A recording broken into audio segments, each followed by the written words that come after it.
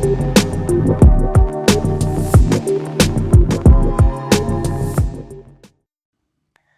this is Pam Bailey. I am host of Voices Unlocked, the podcast produced by More Than Our Crimes.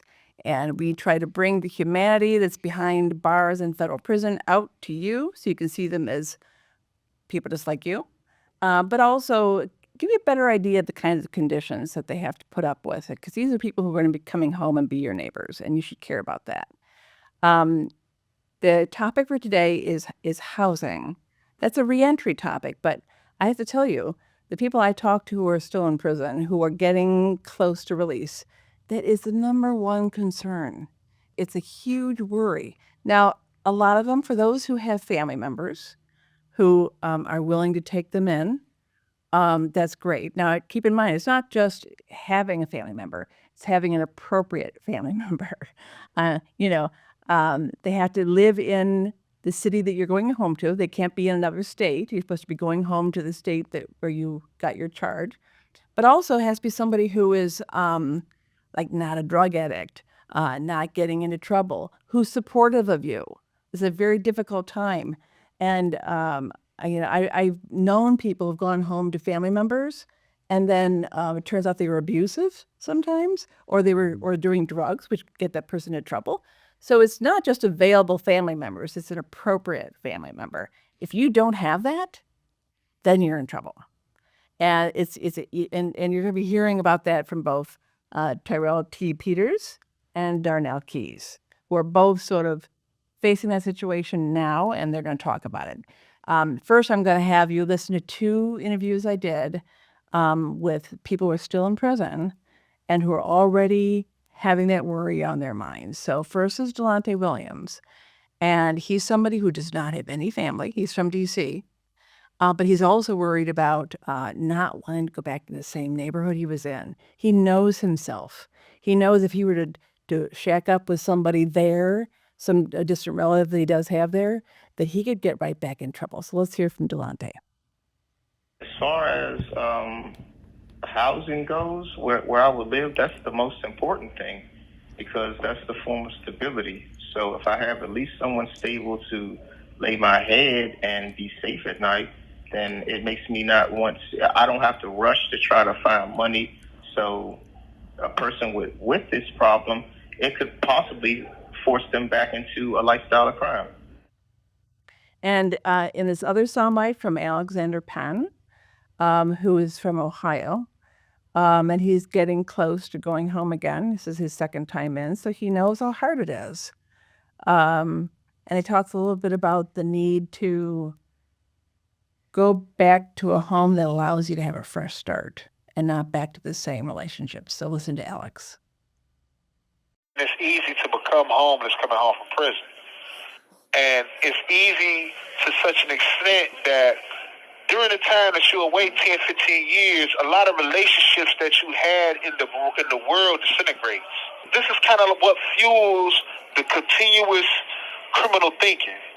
Because while you're in prison, knowing what you're going home to face, a lot of inmates or people tend to hold on to hustling and taking the shortcuts in order to try and gain some stability. So when they walk out this door, knowing that they're walking home, basically homeless. This is where the conversation should start.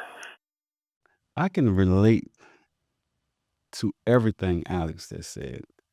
And it is a reason why returning citizens are almost 10% more likely to experience homelessness than the general public.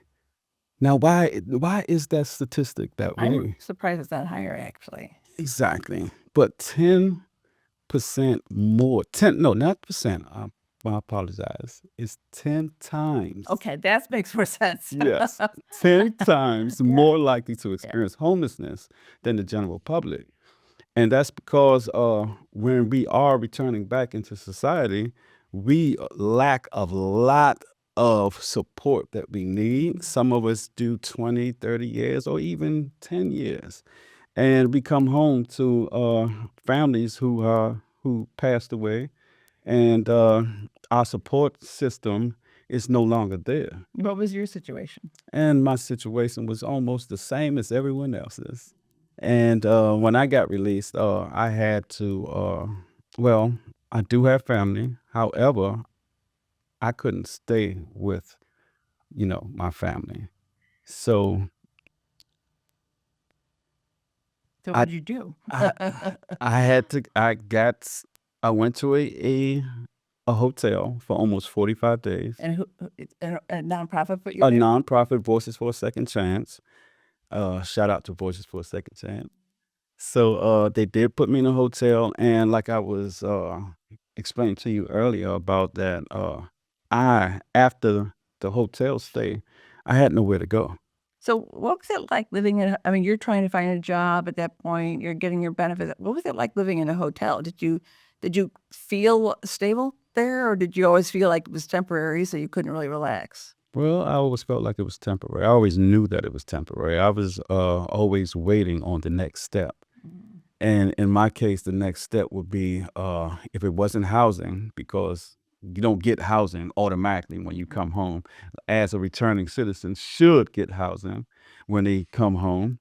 So I had to go to the next step, which was going through a transitional home. And And that is supposed to a transitional home is something almost like a halfway house, but we don't have to go by all the rules that a halfway house have to go through. We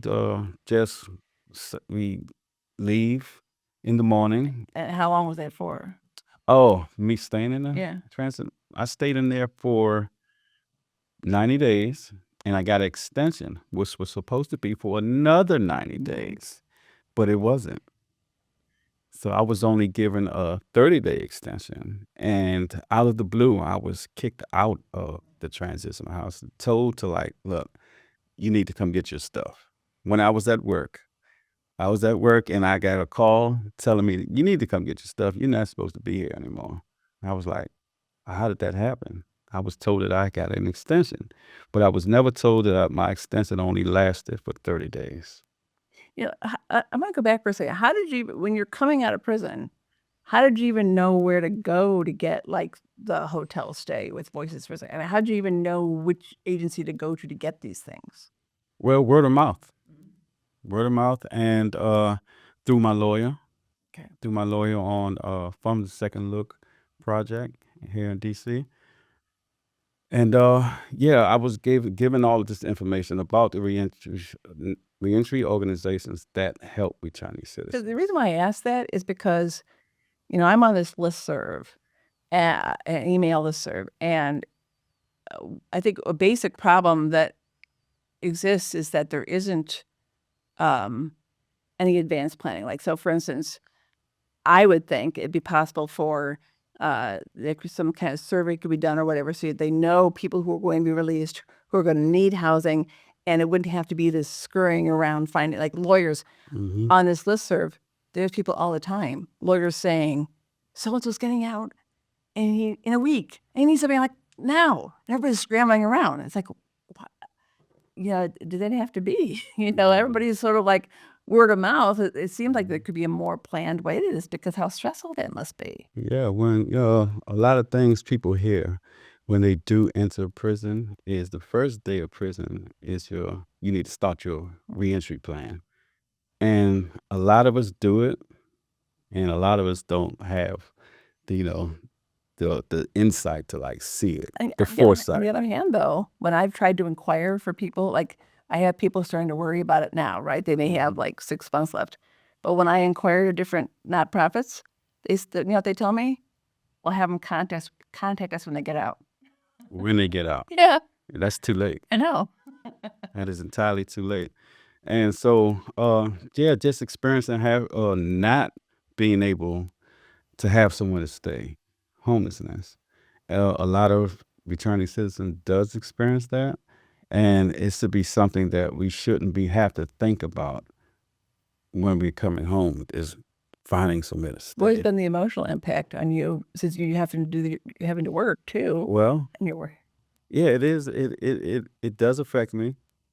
However, I'm a different type of, person. However, I do, you know, feel the hurt of not having somewhere to stay, and it feels like I'm not even free for real because I don't have my own place. I don't have the freedom to go and come and like just have my own place. I don't feel independent, and it is an emotional strain on me not being able to have my own place. And plus, like you mentioned that now that you were found eligible for a DC program because you have a job. A rapid Now, rehousing. but there's been budget cuts, so now you're on a long waiting list, right? Super long waiting list. I was supposed to be and have a house somewhere to stay since last June. Mm. And that was the time that they did the cuts. So I've been waiting and I'm still waiting on the list. And yeah, that was my experience. And you experienced almost the same thing. It's like it's something that we all experience. I'm experiencing that exact same thing as we speak. I have as a matter of fact, Friday is the day that I actually have to make a decision on where I'm going to go. Because you're in a transitional house just like you were, and they've told you just like you were. They told me the same thing. It's Oh wow. time's up. It's time's up. It's time to go. And you have a job. It's just that I there's have not a enough job. of an income to pay rent. Right. What's even more difficult about it is, having a mental illness and other medical issues, dealing with this type of situation is like my anxiety level is just off the roof. I sleep, but I don't sleep. Because while I'm asleep, I'm dreaming about being homeless.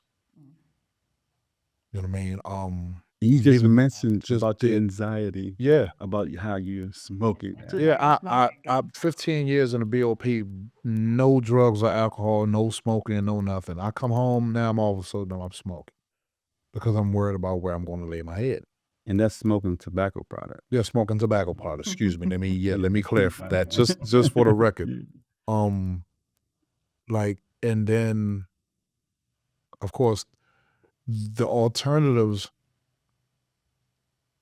to where I'm at now are way more strict because it's like you want me to go to a sober living type of Lousy living supportive housing environment. assumes that you're an addict. Yeah, so because I don't fit the status quo, you either don't want to accept me or you want to take my money, but then you want to subject me to some rudimentary behavior.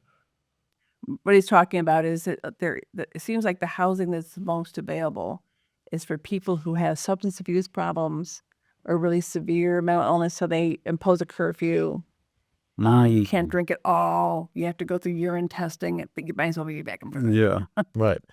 Like that's not, and I'm going to pay my hard-earned money Yeah. to be treated like I'm either a recovering addict or a child. Like, no. And I'll go to a shelter the other first. alternative is you just mentioned it. Yeah. The shelter. But now, I have a friend who I also went through this process with, and he stayed. He didn't have any choice. He went into what they call a low barrier entry shelter, which means you can just go immediately. Anybody can go, but I tell you what, it's a dangerous place. I can see why people don't want to go there. Within 2 days, all of his property was stolen.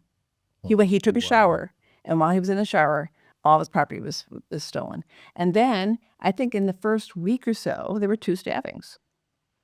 Oh wow. Yeah. So these are not sure you can go there, but they're dangerous. They're dangerous. And for somebody who's coming out of prison who's trying to start a stable life, It feels like prison. It feels like you're in prison. yeah. And then plus, if you're trying to go to a job, well, you can't have property.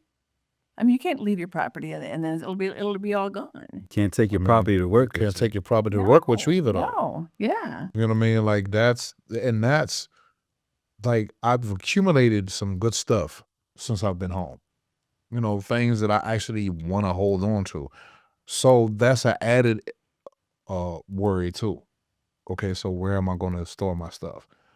Bad enough where I'm going to lay my head, but what I'm going to do with the stuff that I've grown so accustomed to having now. And it's, what I was told when I went to one of the organizations for help. So returning citizens are placed at the very bottom in society. You have the first people of families. Then the second one is women with children. Single women with single women with children.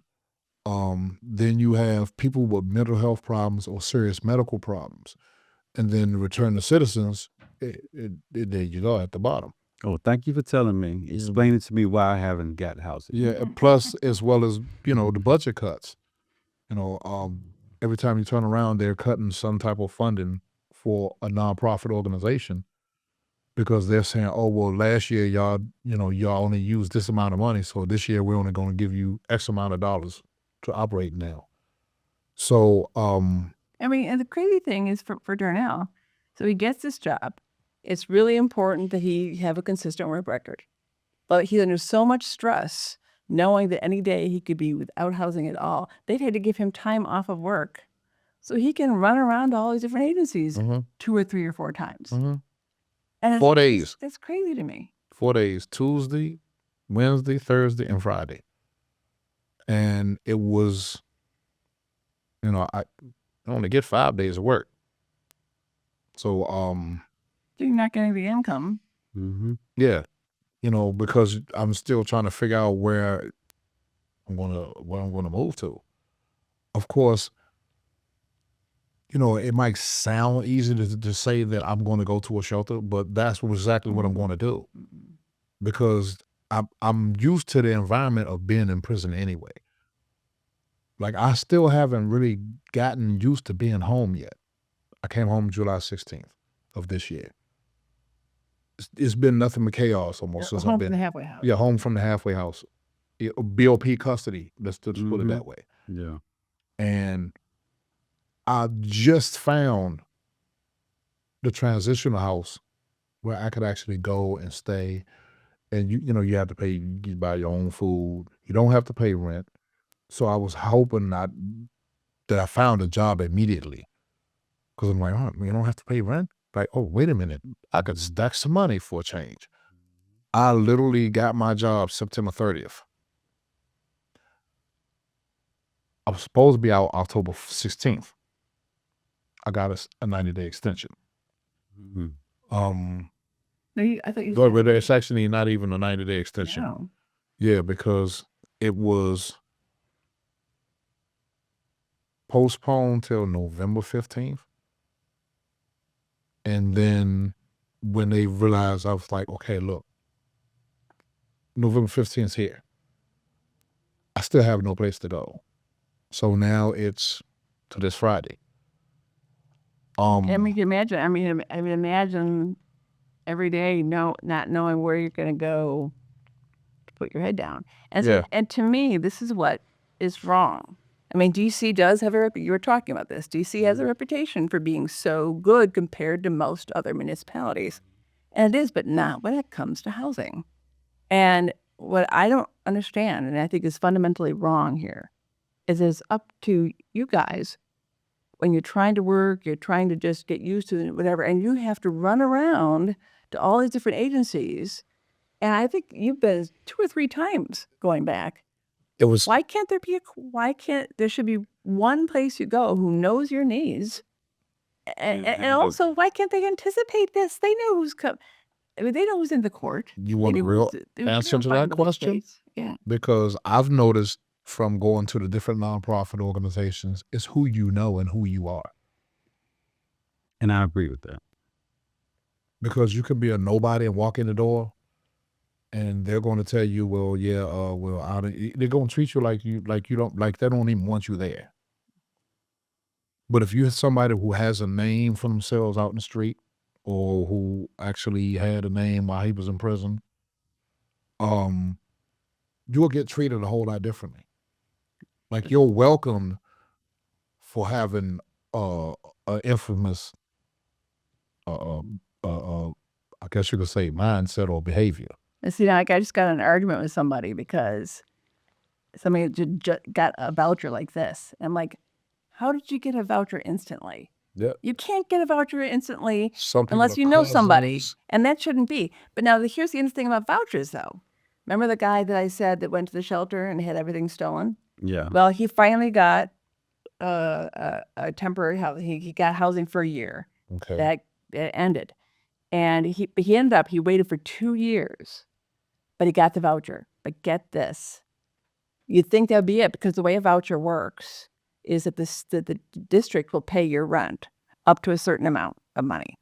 I think, wow, that's perfect, right?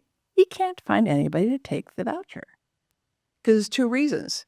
One is some places just don't like vouchers because they get paid slower. They have to go through these inspections that are pretty intrusive. It's just too bureaucratic. So some places just won't take vouchers, period. And then you have other places that won't. They'll take the voucher but don't want your criminal background. So he could. I mean, it was crazy. If he finally found somebody to take the voucher, but it's in a very like slum landlord kind of neighborhood. I mean, you would think that we would think about these things ahead of time. So this is one thing I've noticed. Accepting a sentence.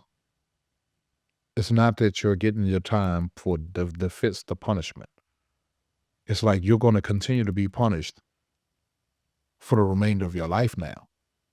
As a convicted felon, you know, people just look at you in so many, different lights. And it's like it's almost no room for you to be able to grow back into humanity. Because people are like, the first thing they're thinking, oh, well, he's going to either steal something, or he must be a sex offender, or he must be a murderer. He's everything but another human being having a serious issue that needs to be dealt with. And that's why I say it's we need more people, first of all, in these halfway houses as well as these nonprofit organizations that are a lot more benevolent to the people, who actually understand, because not only are they completely aware themselves of what it's like to be homeless or to go through some of these things that we're going through as a convicted felon. There is no you served your time and you did your what is the terminology they use? You've paid your debt to society. Because when you come back home, you really see how society feels about you when you need help. So what I really think, I've been talking to somebody in the DC Council who's in charge of oversight for housing. And I really think that it should be a group of, what I'm trying to convince them to do is get a group of returned citizens together and have them hear some of these real life. I mean, because when I talk to them, they tend to think their policies are working well. They think, oh no, well that's this agency's job. Just go there. and I try to tell them, but no, they've tried that. And maybe it works with this person because who knows, I don't know, but this person gets a voucher, but how come this person can't? And so it's not working consistently for everybody.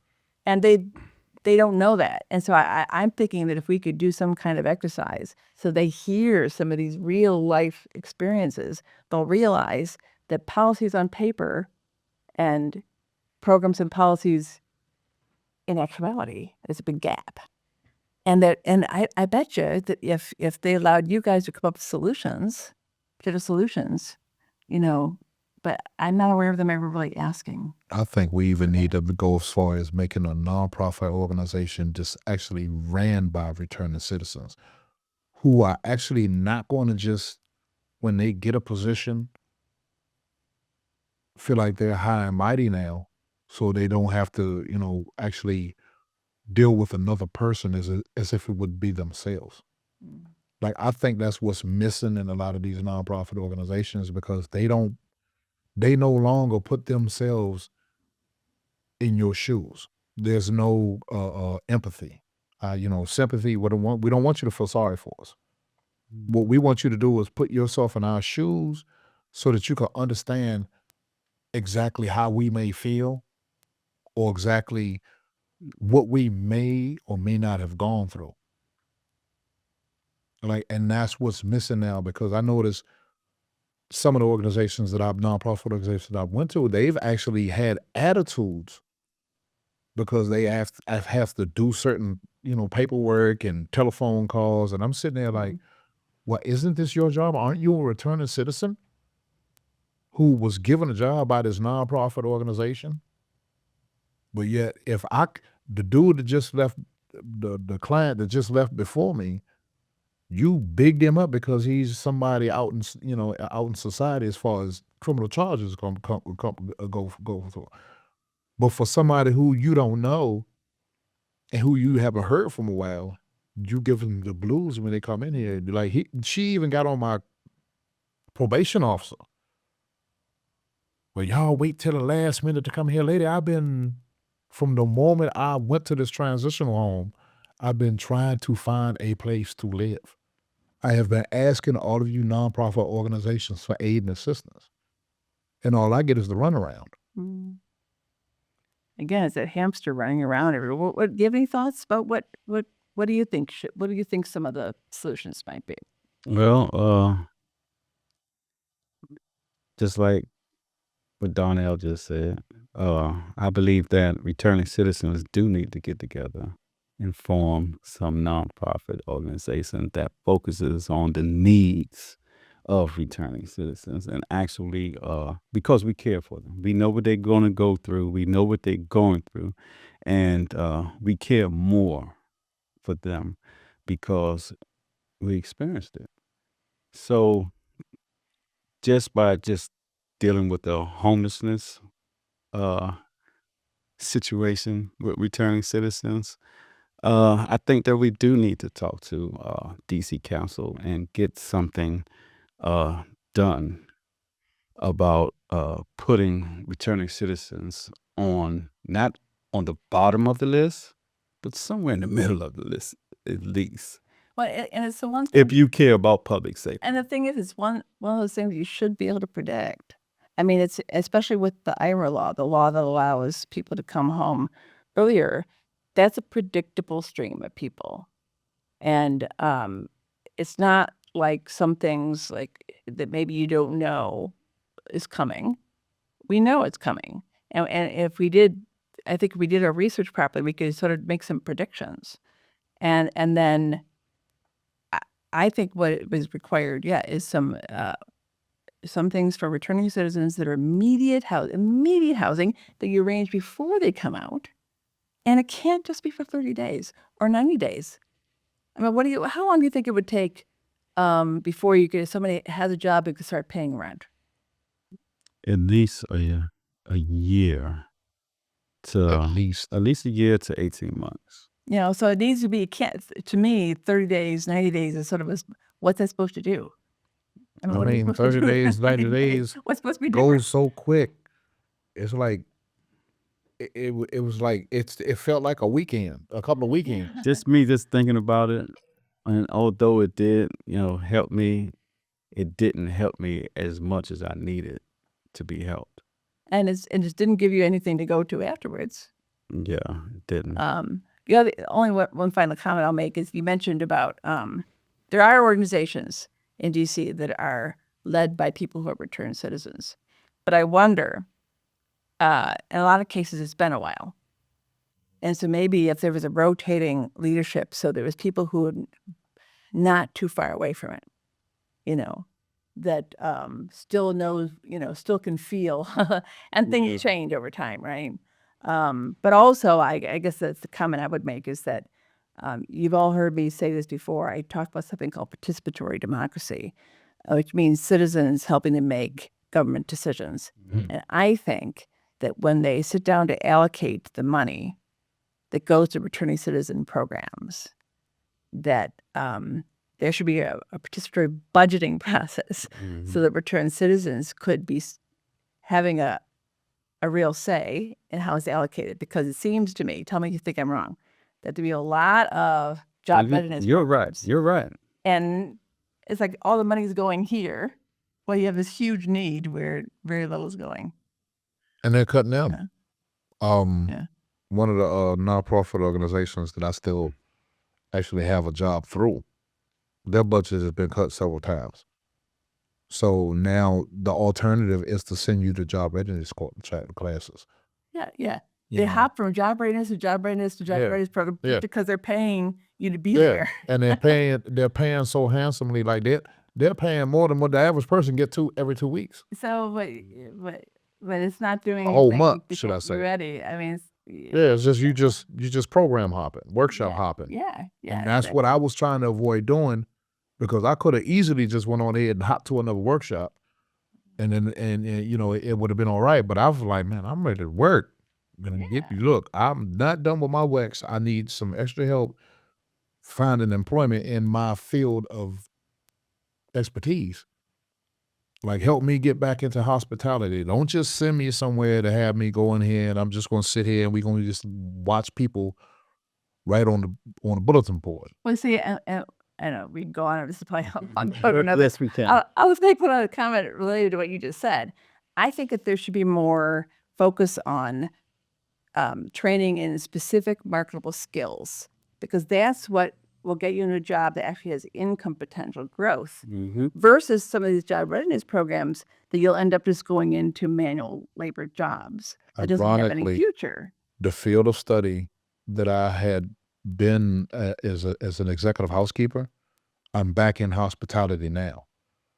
The issue now that I've been trying to struggle with is getting back the vocational training through International Executive Housekeeping Association so that I can actually be redesignated as an executive housekeeper. So now you'll have a skill, and the same with you. I mean, at least you got into a program where you have a professional job that you can keep growing. But so many others end up being security guards, landscaping, cleaning, and it's not something that so many.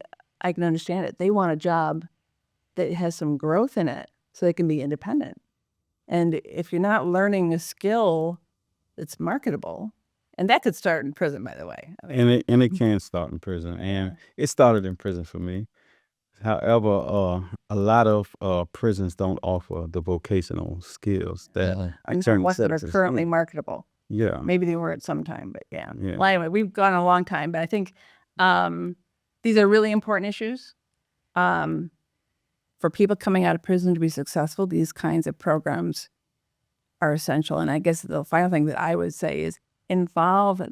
They know the problems. Government officials and nonprofits too should be asking their clients all along, or how is this working for you and how can we make it better? Anyway, so thank you so much for listening and watching, and I hope you subscribe so you will be notified of our future episodes. Thank you. Thank you.